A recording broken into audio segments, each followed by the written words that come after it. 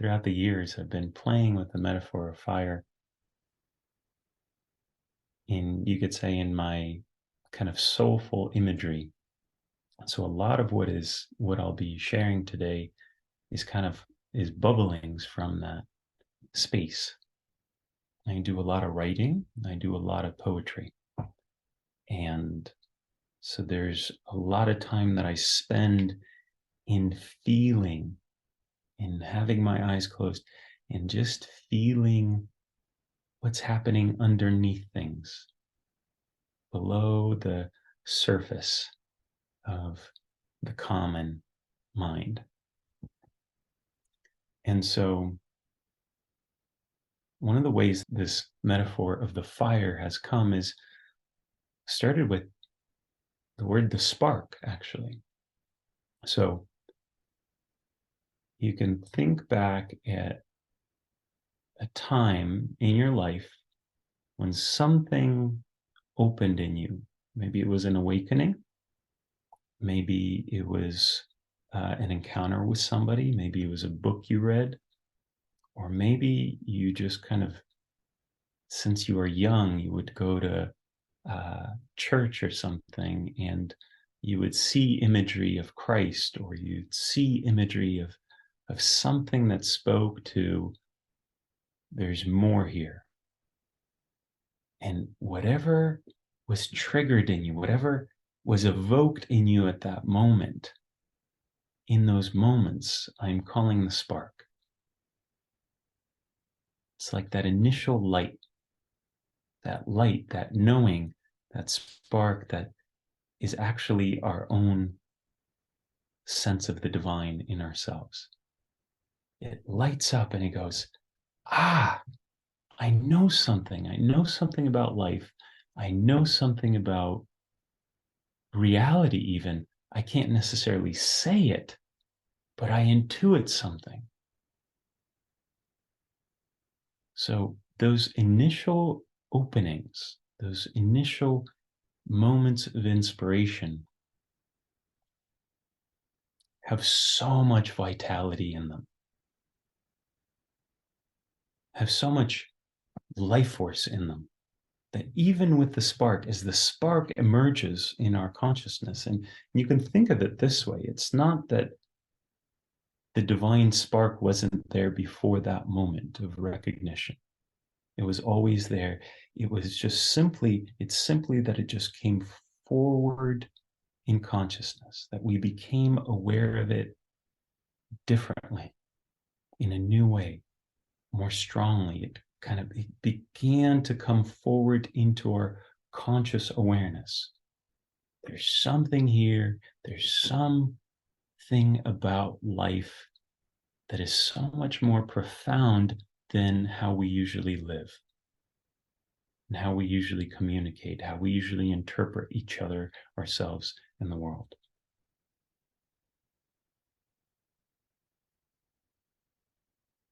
And you can feel that, like, if you think back at your initial awakening or initial moments where you fell in love with the sacred or the divine or something larger than yourself, it has so much energy in it. Not only energy, possibility, awe. When we felt that, we're like, it's as if you could move mountains. It's as if you can like bend reality or something. It's like, this is the physical is not the only thing there is. There's something more.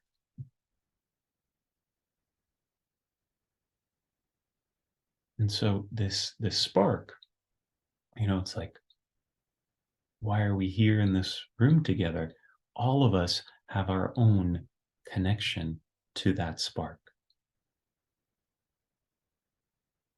to that divinity within ourselves, that part of us that is made out of the whole.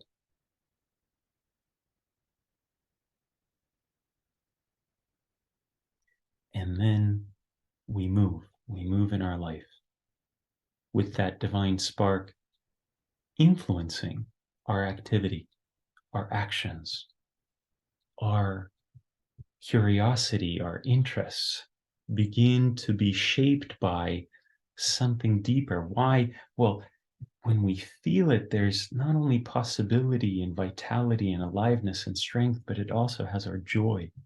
It has our sense of fulfillment in it. It has our sense of what we love. And sometimes it's so strange. It's like we love things, but we don't really even know exactly what we love. We just know we love. We just know that there is a love towards something. The form of it may be still somewhat obscure. We're not maybe sure exactly what inspires us or exactly what we love, but we can feel it.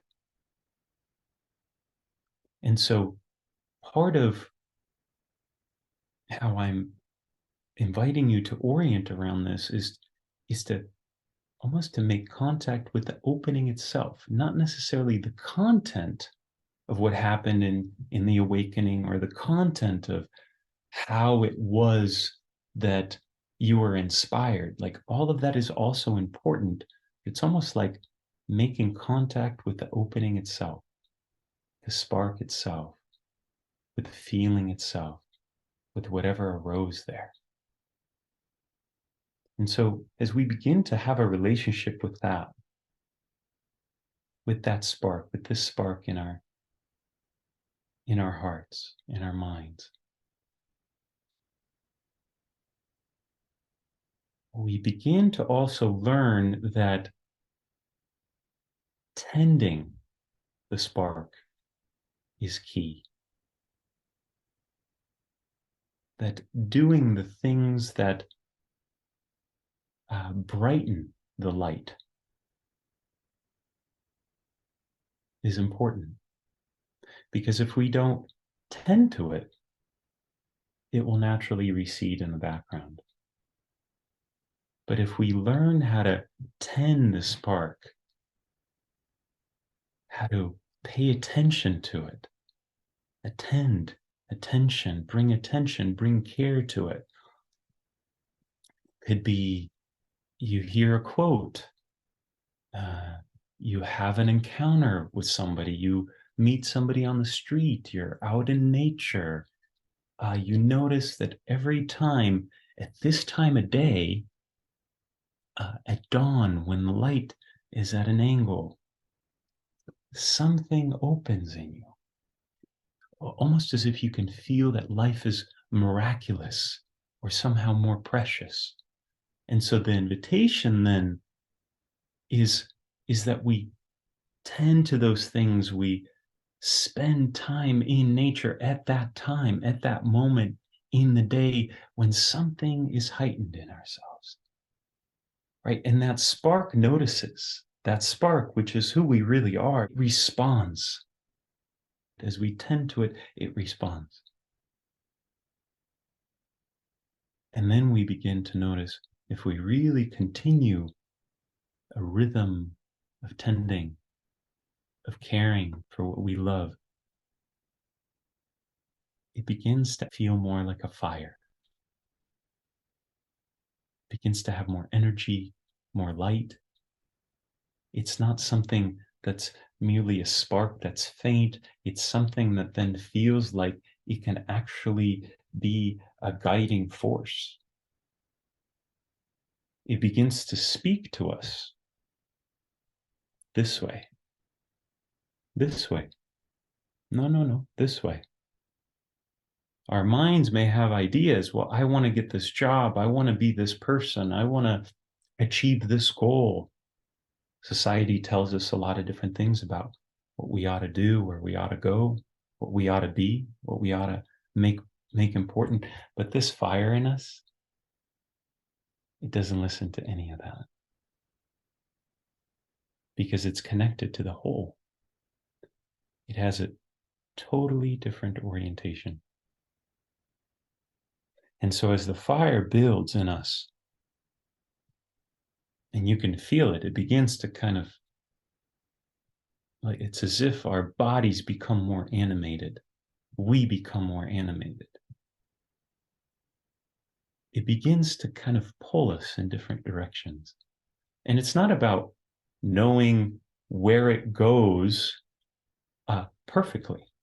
Like part of the journey is making mistakes, if you will, or going the wrong direction and then finding out, oh my gosh, I'm so off. That spark has receded, and it has receded because I've been really not taking care of it.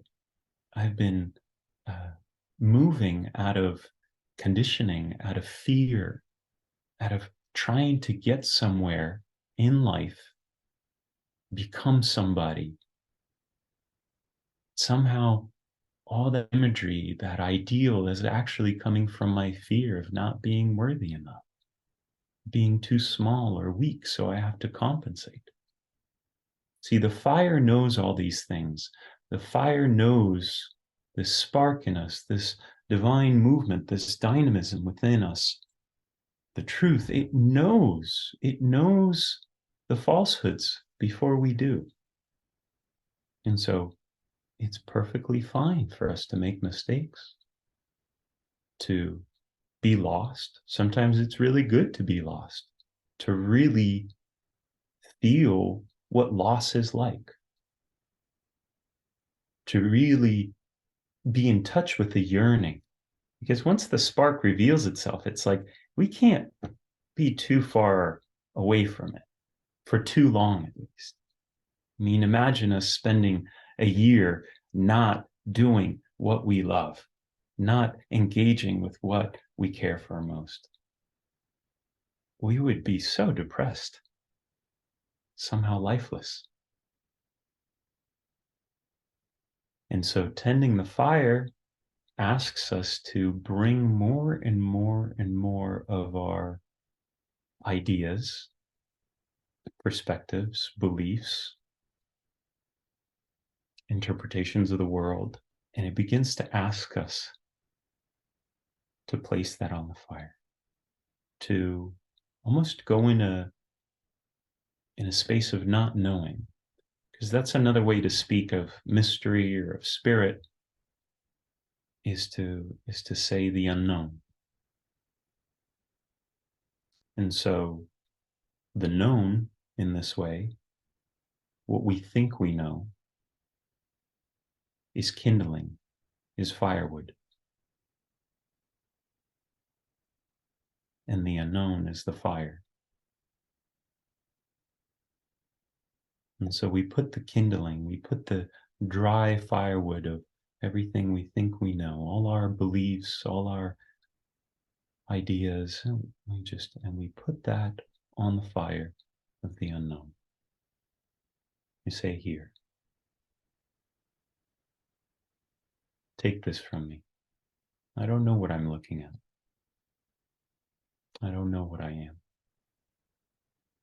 And it's not like something doesn't emerge from that unknown. It's just that the nature of it is very different.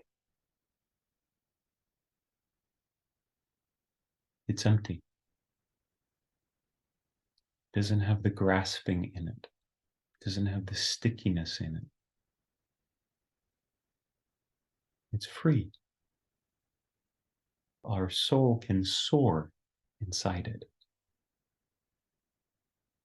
Another beautiful way to look at the unknown is infinite possibility.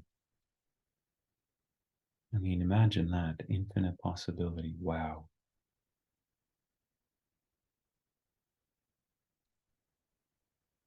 But that is another way to point to our true nature, what we really are, this divine spark.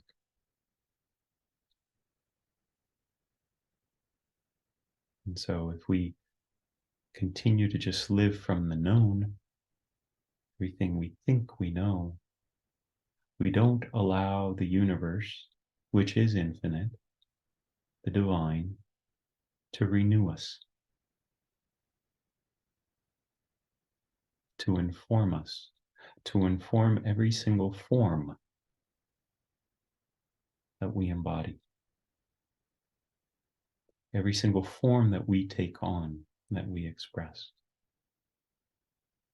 There's a way that every single thing that we do in life can be empty like this, can be informed by the divine.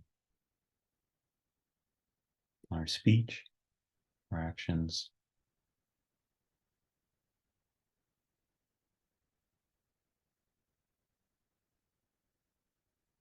our bodies, even our bodies can feel as if they're filled with infinite space and possibility.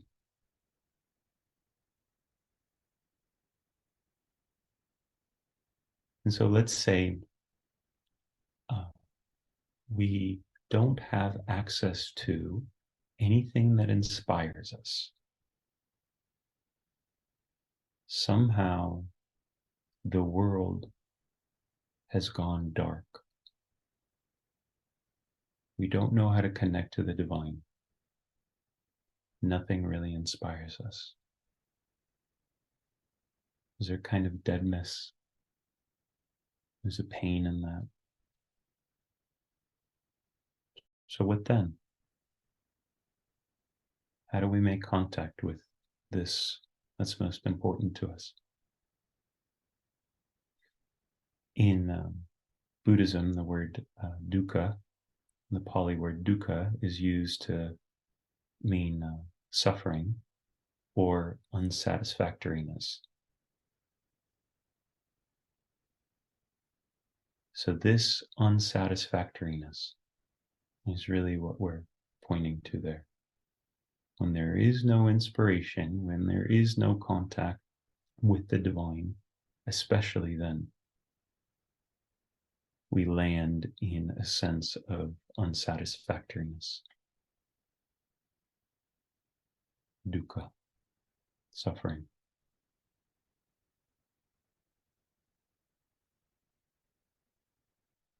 And if we just do a subtle little shift in our perspective, in our view about unsatisfactoriness, that unsatisfactoriness is itself a form of inspiration. I'm not satisfied. I can't let up. This is, it's not it. Something here is off. I'm not satisfied. I'm not satisfied.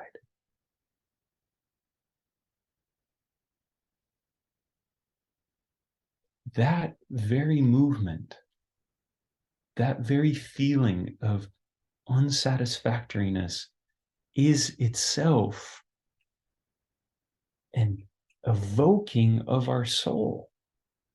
If we're suffering and there's deep unsatisfactoriness, but we're not conscious of it, that we don't make contact with it, it's just kind of running in the background.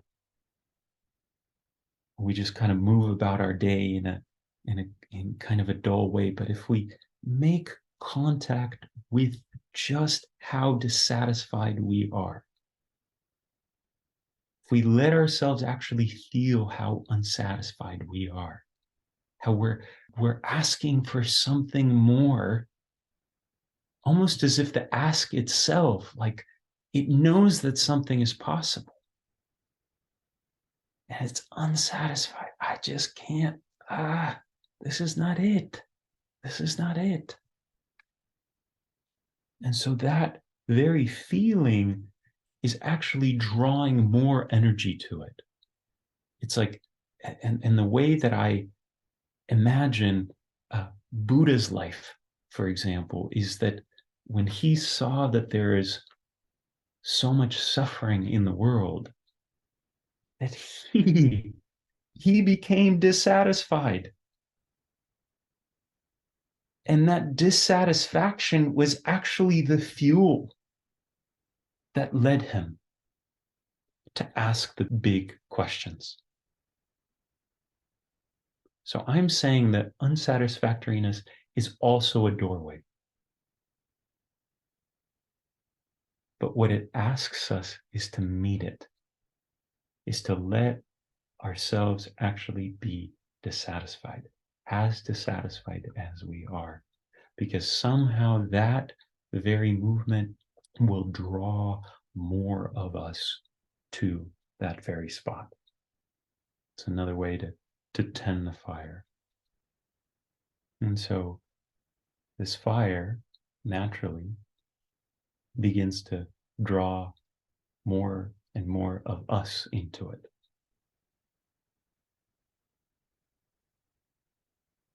And the stronger the fire gets, the bigger the fire gets, the more joy, freedom, peace begins to reveal itself in our life. Creativity, things get freed up. Things that used to be obstructions, difficulties, blocks, challenges get burnt up, and in their location is space and openness for our soul to dance in, to utilize that space to express itself, to be. And so it draws more of us in it. And at a certain point, it says, okay, now it's your turn to step into the fire. You know, the fire is who we are. So it's strange that, you know, in a way we have to talk about it. There's a kind of relationship with it, because there's parts of us that are so convinced that they're separate from our divinity, from who we truly are, this infinite possibility, this unknown, this mystery. We're so convinced that we're separate that in a way we have to do this dance of relating. But really what I'm saying, when the fire is asking us to step into it, it's really just saying, come home to who you are. You are the fire. You are that dynamism.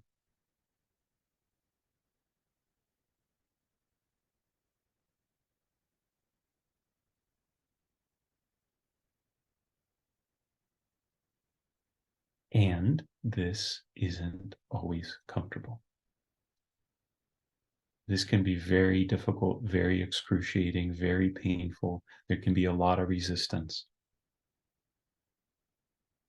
There's a lot of resistance because we unconsciously hold and believe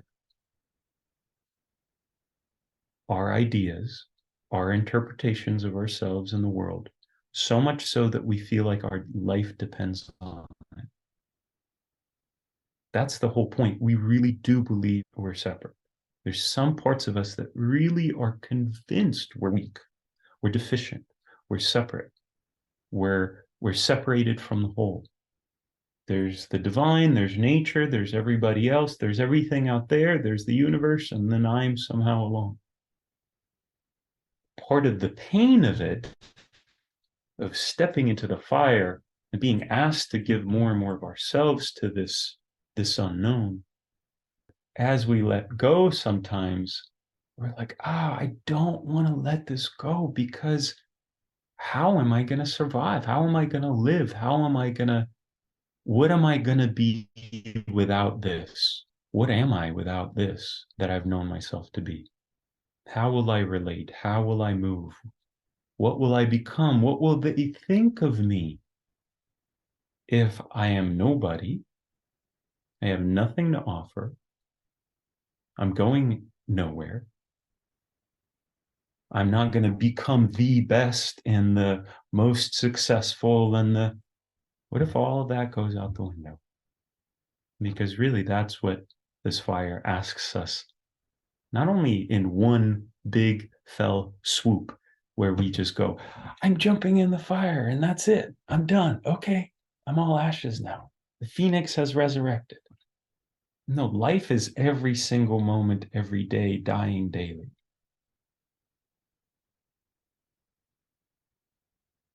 Moment by moment, being shown another way, being renewed, being refreshed.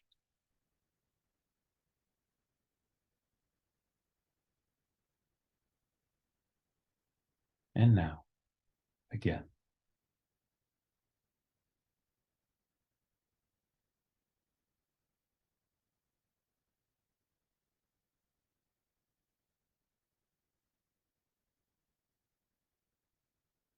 And the beauty of this is to realize that actually spirit, the unknown, the mystery, which is who we are, which is giving birth to us every single second, um, to our gaze, to everything we are, to our bodies, to our capacities of sensing, everything is part of and an extension of the mystery.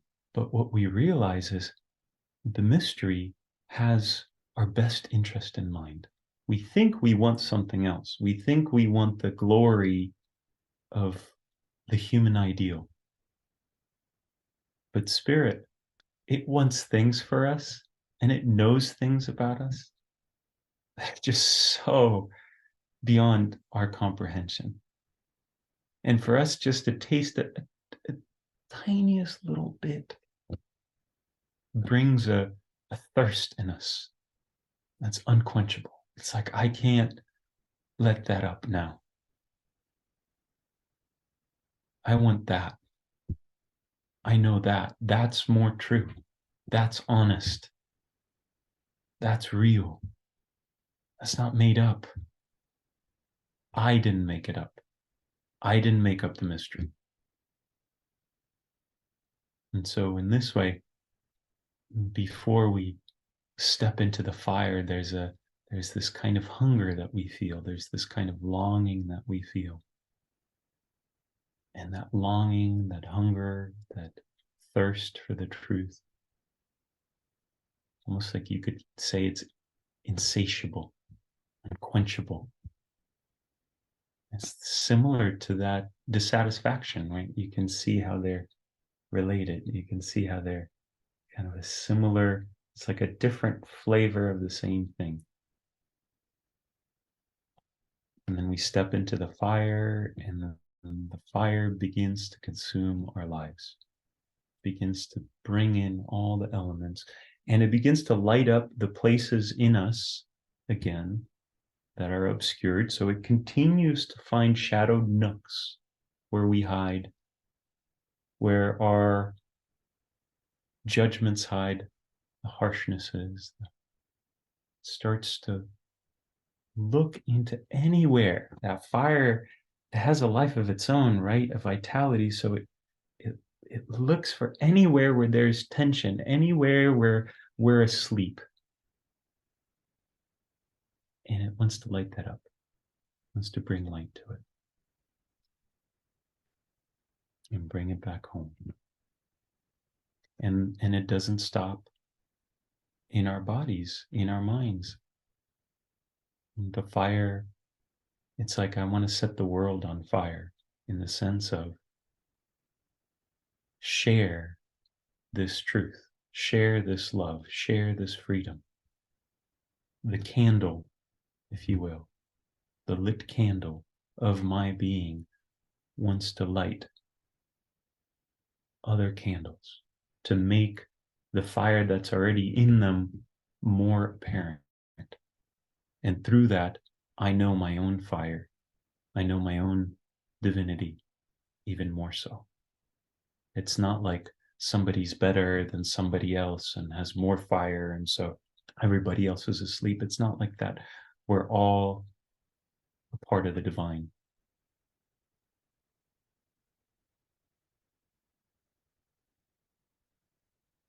And we're here to, as Ram Dass saying, to walk each other home in line, in unison, not ahead of each other, not, hey, I know more than you, I'm better than you. No. Or, oh, I'm less than you. None of that. But walking in unison, walking in line, walking each other home. What that means is that I see your divinity, I see the truth in you, I know who you are. And here we are absolutely equal.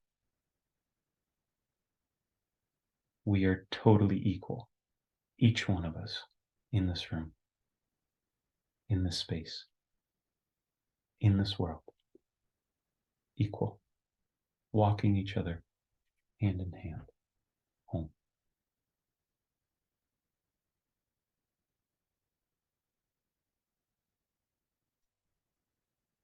And so as this fire